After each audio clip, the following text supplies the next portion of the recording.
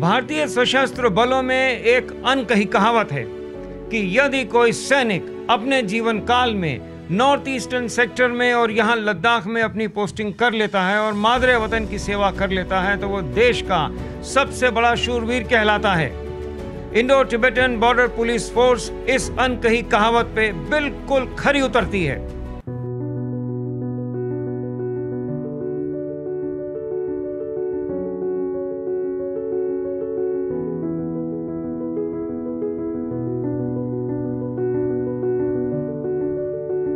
यह है लद्दाख। यह जगह कमजोर धड़कनों के लिए नहीं है। यहाँ हवा में ऑक्सीजन दिल्ली के मुकाबले बहुत कम है। हरी घास या जंगल जंगलात का दूर दूर तक कोई नामो निशान नहीं है। कहते हैं जो लद्दाख में रहने वाले लोग हैं उनके खून में खास डीएनए होता है इस दुर्गम प्रदेश में जीवित रहने के लिए। यह बेहद खूबसूरत जगह है और साथ साथ ना भूलने वाली भी। ये वही जगह है जहां सन 62 में चीन के साथ घमासान युद्ध हुआ और भारतीय फौज ने अपने बेशुमार कीमती योद्धा खो दिए।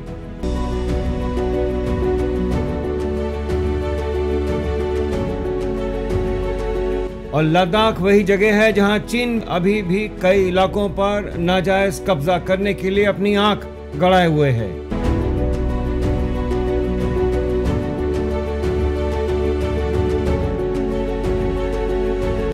ये सब तब जबकि भारत सरकार चीन से मैत्रीपूर्ण संबंध रखना चाहती है और इन सब के चलते भारत तिब्बत सीमा सुरक्षा बल के जवान चीनी फौज के ठिकाने के ठीक सामने लद्दाख में तैनात हैं, जो हर सूरत में इस पृथ्वी पर सबसे डिफिकल्ट फौजी घमासान का क्षेत्र है।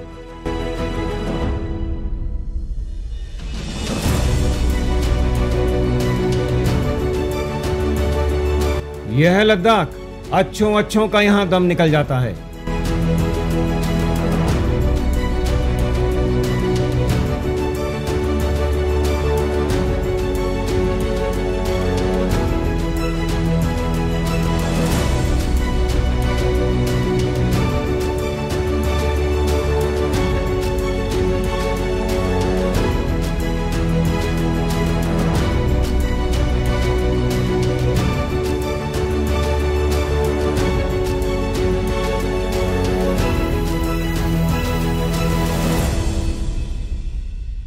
यह राष्ट्रीय सुरक्षा सीरीज का एक बहुत ही खास एपिसोड लद्दाख में आईटीबीपी फौज की तैनाती पर, खून जमा देने वाले इलाके में चीन की तिब्बत वाली सीमा पर।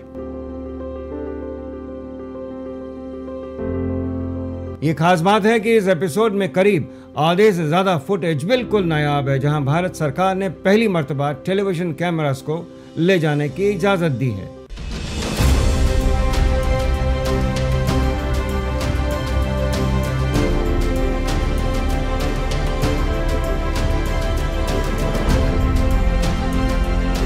लद्दाख भारत का दूसरा सबसे बड़ा जिला है गुजरात के कच्छ जिले के बाद।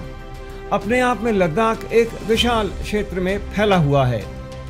जनगणना के हिसाब से यहाँ पर 1 वर्ग किलोमीटर में केवल 3 लोग ही मिलेंगे, पर यह विशाल न भूलने वाला क्षेत्र भारत के सामरिक और सुरक्षा के मामलों के लिए अत्यंत महत्वपूर्ण है। मौजूदा हालात में चीन को अब पता है कि वो सन 62 की तरह लद्दाख में भारत के ऊपर चढ़ाई कर दे तो जो सन 62 में हुआ सो हुआ, पर अब भारत की फौज की तैयारी काबिले तारीफ है। इसी के चलते आईटीबीपी को यहाँ तैनात किया गया है।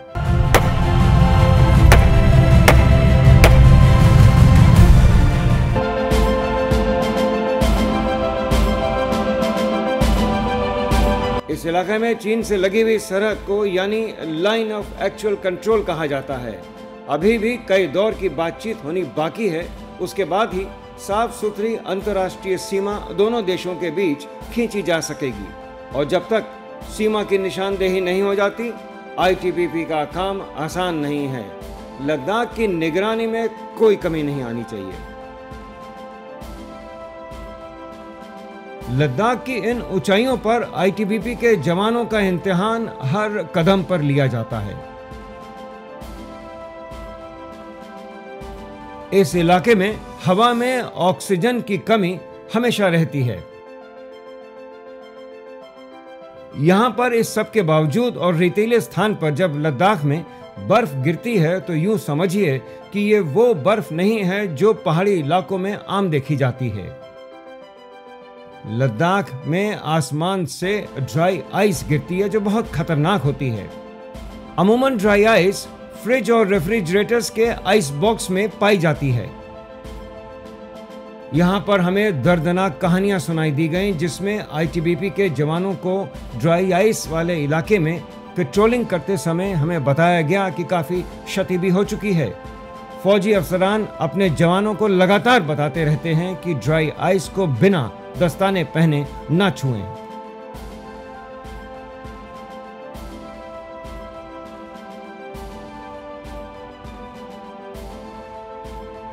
एक बड़ी अजीबो-गजब बात हमें लद्दाख के बारे में बताई गई। यहाँ की जमीनी सूरत और आबो हवा साउथ अमेरिका के चिली से बहुत मिलती जुलती है।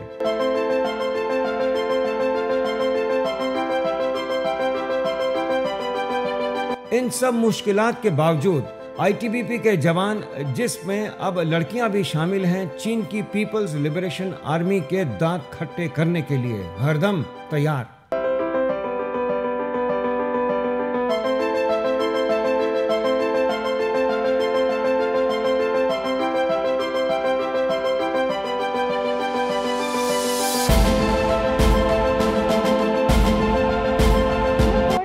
बहुत इंटरेस्ट था। हम हाई एल्टीट्यूड में आ रखे हैं यहाँ लद्दाख रीजन में, तो यहाँ पर हम काफ़ी 15-16 हज़ार फीट की ऊंचाई पे हम पेट्रोलिंग, एलआरपी, एसआरपी सब कुछ करते हैं और यहाँ पे हम ड्यूटियाँ भी करते हैं।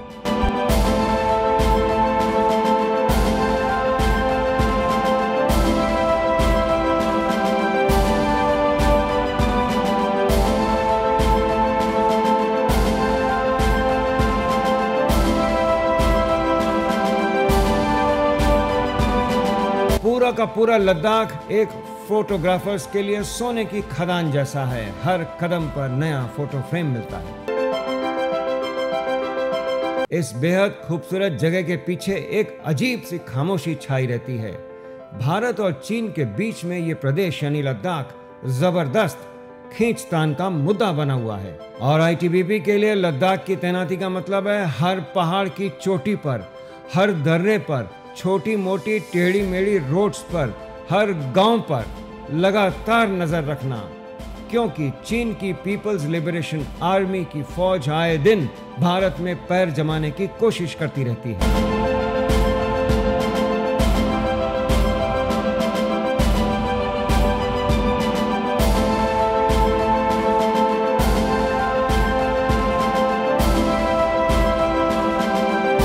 भारत की ओर वाला इलाका काफी हद तक कठिन और ऊबड़ खाबड़ है और उधर चीन की सरहद के इलाके में तिब्बती पठार है जो करीब करीब सपाट है।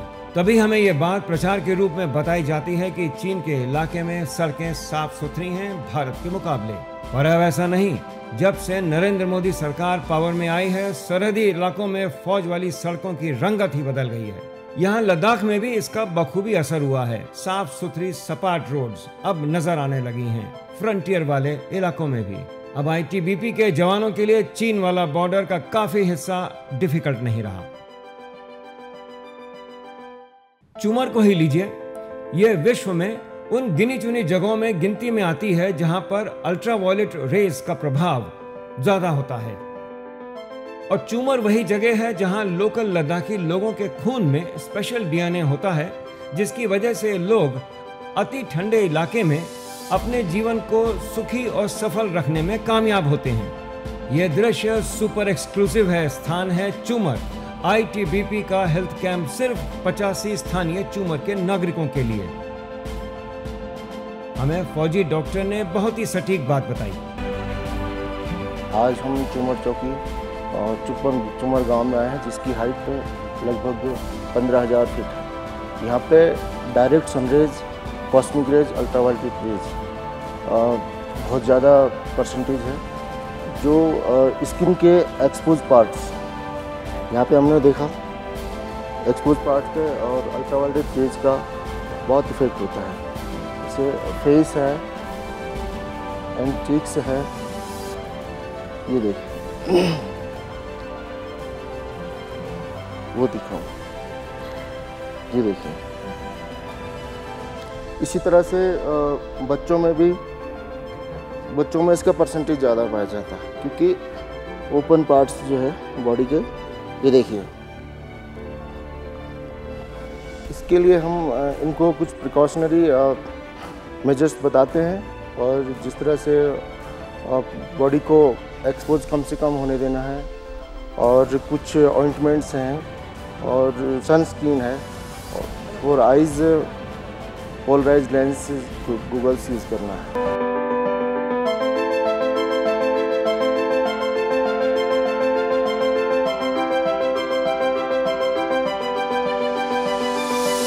यहाँ चूमर में सन 2014 में जिन दिनों दिल्ली में नई सरकार का गठन हुआ, चीन ने हमारे सशस्त्र बलों के संयम का एक छोटा इम्तिहान लिया।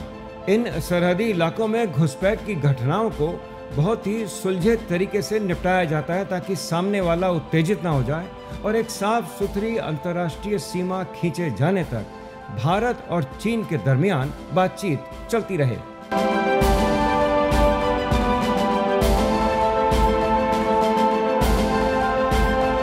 चूमर की दूसरी तरफ है चुशुल की पहाड़ियां, और ये है रजांगला का मैदान, सन 62 की लड़ाई का वो कुरुक्षेत्रीय रण क्षेत्र, जहां आज भी कोई सैनिक अपने कदम रजांगला के मैदान में रखता है तो शरीर में एक अजीब सी कपकपी हो जाती है। अब जब भारत तिब्बत सीमा सुरक्षा बल के जवान इस पूरे इलाके पर पैनी नजर रखे हुए हैं, इस दुर्गम इलाके की तैनाती पर ये बात बताने की जरूरत हो जाती है कि ये 6 फुटे फौलादी सीने वाले योद्धा देश के उस हिस्से की हिफाजत कर रहे हैं जहां सिर्फ और सिर्फ बेस्ट ऑफ द बेस्ट सैनिक को ही जगह मिल पाती है।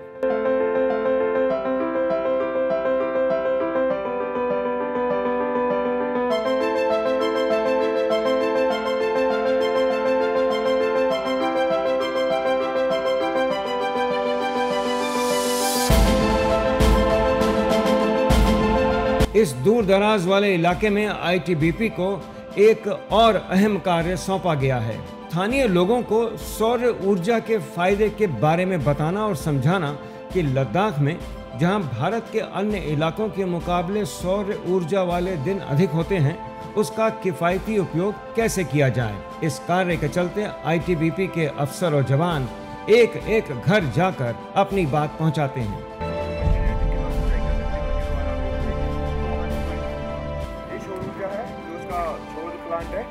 वो एक बार परचेज करने के बाद उसका कोई खर्चा नहीं है, ठीक है। उसके द्वारा आप पूरा 24 घंटा लाइट का उपयोग कर सकते हैं।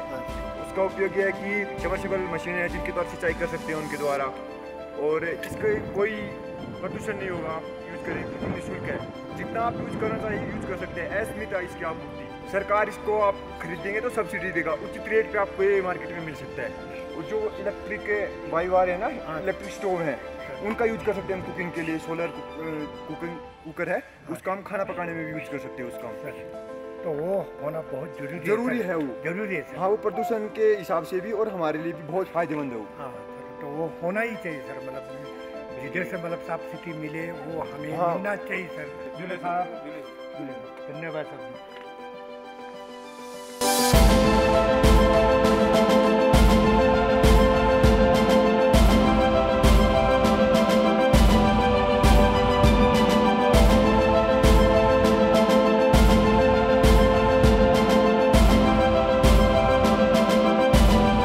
हर आईटीबीपी की बटालियन और छावनी में एक वेटरनरियन डॉक्टर यानी पशु चिकित्सक जरूर होता है, जो गांव वालों के मवेशियों की देखभाल वक्त वक्त पर करता रहता है। यह है फोब्रान गांव, चीन की बॉर्डर से सटा हुआ। समुद्र तल से इसकी लोकेशन 15,200 फीट। और जिस दिन रिकॉर्डिंग हो रही थी, पशुओं के डॉक्टर ने एक छोटा सा हेल्थ कैंप लगाया हुआ था। खबर मिलते ही गांव वाले धीरे धीरे अपने पशु डॉक्टर के पास लाते दिखाई दिए।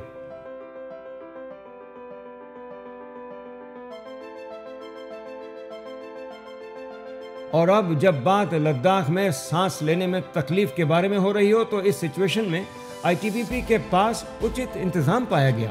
आईटीबीपी के पास एक बेशकीमती उपकरण है, जब भी किसी जवान को हाई ऑल्टीट्यूड सिकनेस यानी सांस लेने में तकलीफ हो जाए तो उस जवान को इस प्रेशराइज सूट में डाल दिया जाता है, जो असलियत में एक मोटे प्लास्टिक का खोल वाला स्लीपिंग बैग जैसा दिखता है। इसके अंदर का दबाव कम कर दिया जाता है और जैसे ही बैग में अंदर का प्रेशर ठीक हो जाता है, जवान की जान बच जाती है और उसे तुरंत कम हाइट वाली लोकेशन पर शिफ्ट कर दिया जाता है।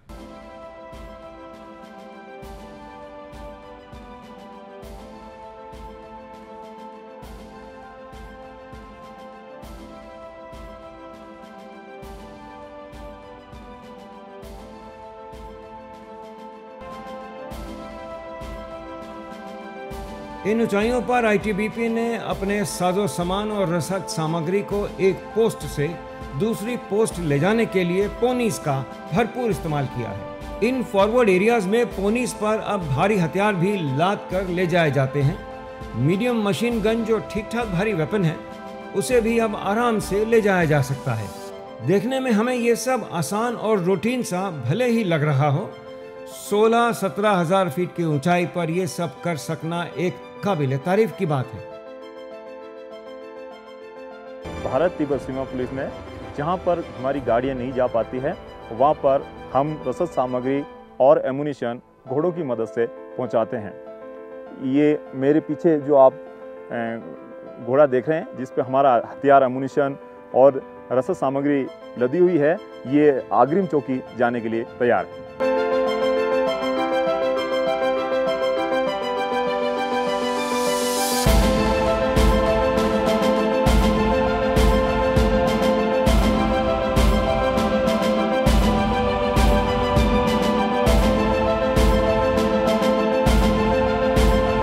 ये पेट्रोल पार्टी अभी अभी फॉरवर्ड लोकेशन पर चीनी बॉर्डर की तरफ आखिरी वाली लाइन पर जा रही है, उस खास जगह पे जहां पर नजर रखने के लिए जो मौजूदा हालात में भारत और चीन के बीच मुद्दा बन गया है। ये जगह है पेंगोंग लेक, यानी पानी का जमावड़ा करीब 15,000 फीट की ऊंचाई पे।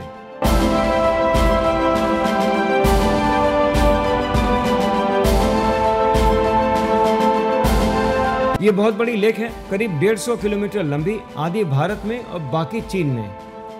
ये वही लेक है जिसके बारे में कहा जाता है कि हिमालयाज में ये बहुत ही अजीबो गजब खारे पानी का जमावड़ा है, जो शायद उन दिनों की बात है जब लद्दाख कभी समंदर के किनारे था और भारत अफ्रीका का हिस्सा।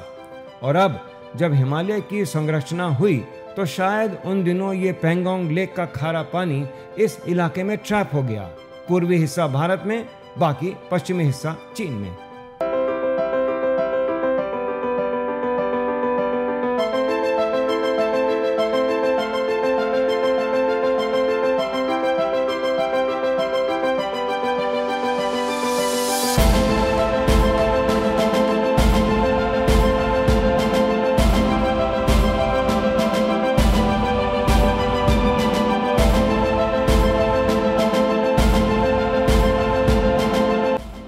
सवाल है कि पेंगोंग लेक भारत की सुरक्षा की दृष्टि से क्यों इम्पोर्टेंट है, और इसका जवाब भी राष्ट्र की सुरक्षा और देश की सामरिक मामलों से जुड़ा हुआ है।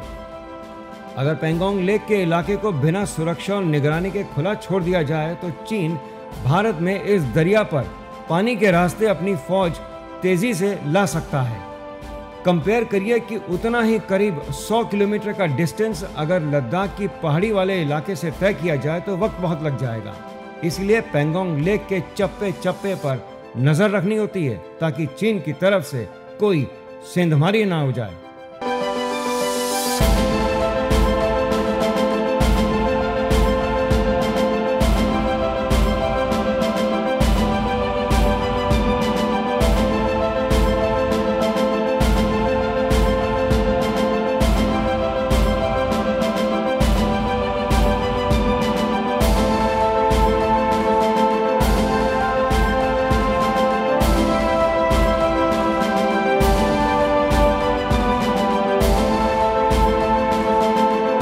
पेंगोंग लेक के दक्षिण में स्थित है सोमोरिरी लेक, जिसके बारे में लोकल लद्दाखी कहते हैं कि यह तिलस्मी और चमत्कारी है।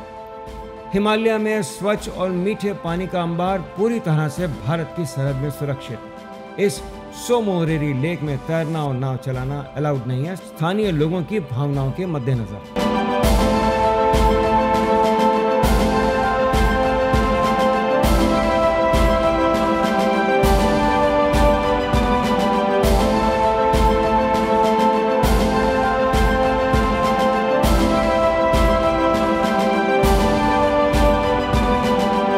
भारत तिब्बत सीमा सुरक्षा बल की अनेक खूबियों में एक और इजाफा हुआ है। महिलाएं और लड़कियों ने इस सैन्य बल में बखूबी जगह बना ली है। बावर्दी और हथियारों से सुसज्जित हमने इन बहादुर लड़कियों को लद्दाख के इंटीरियर वाले इलाके में तैनाती पे देखा, पहले रेंगो में और फिर लोमा में। 15,000 से 17,000 फीट की ऊंचाई पे तैनाती चीन की फौज के ठिकाने के ठीक सामने वाले इलाके में। हमारा इरादा आज दिनांक पेट्रोलिंग करके अपने एरिया को डोमिनेट करना और दुश्मन की पीआईडी के नजदीक दुश्मन की एक्टिविटीज पर नजर रखना है। इस ब्रीफिंग के दौरान किसी जवान का कोई शक या सवाल? No ma'am. यदि किसी का कोई शक या सवाल नहीं है तो सभी मेरे साथ घड़ी मिलाएंगे। अभी मेरी घड़ी में सेकंड बाकी है। 5, 4, 3, 2 अब। चेक पॉइंट लोमा में इन महिला फौजियों ने अपनी अग्रिम पोस्ट पर पोजीशन ले ली है। नजर है इस इंपॉर्टेंट पुल पर जो सिंधु नदी पर है। कोई भी व्यक्ति इनकी इजाजत के बिना इस नाके से नहीं जा सकता।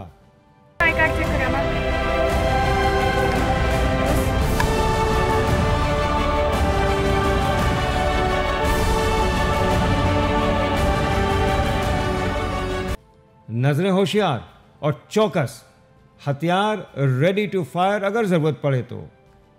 इनसे कोई भी बच नहीं सकता। Charlie 1 to Lima 1, Charlie 1 replying. Sir ये चार्ली होटल नवंबर के टीटर लीमा अल्फा क्रॉस कर रहे हैं, जिसका कोड 5437 है, जिसकी सीधा टर्म की है। Roger Roger. Charlie 1 to alpha 1 replying. 8:10 की पेट्रोल को लेकर गोल्फ रोमियो 437 पर पहुंचे।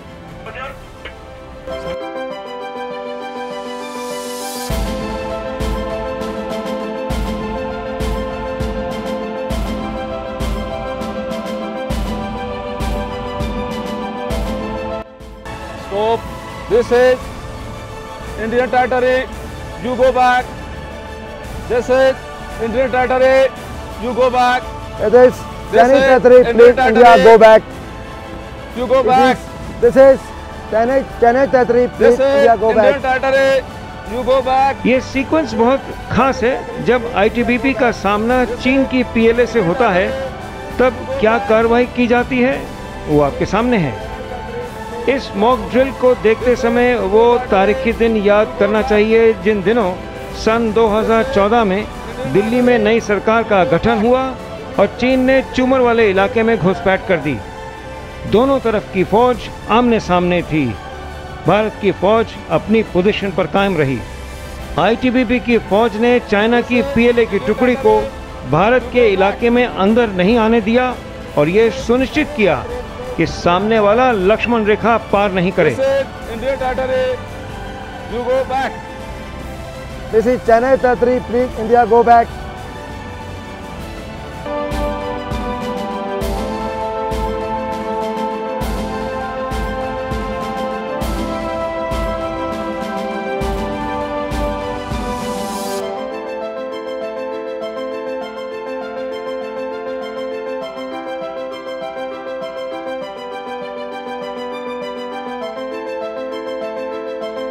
और अब जब दिन भर की थकान मिटाने का समय आए तो कुछ मिलजुल कर गाना बजाना हो जाए जबरदस्त बॉनफायर के इर्द गिर्द।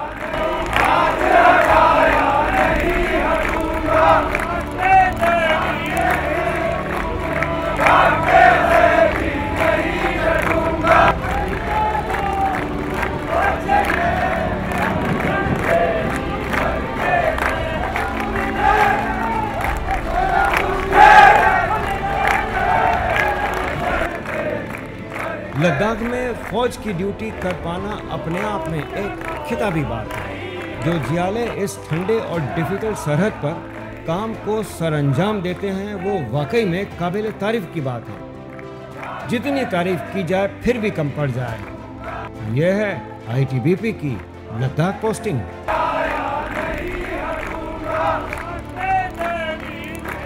ये थी हमारी न्यूज़ गेट की तरफ से Indo Tibetan border police force की लद्दाख फ्रंटियर पर एक स्पेशल रिपोर्ट। अब तक के लिए इतना ही। नमस्कार, जय हिंद।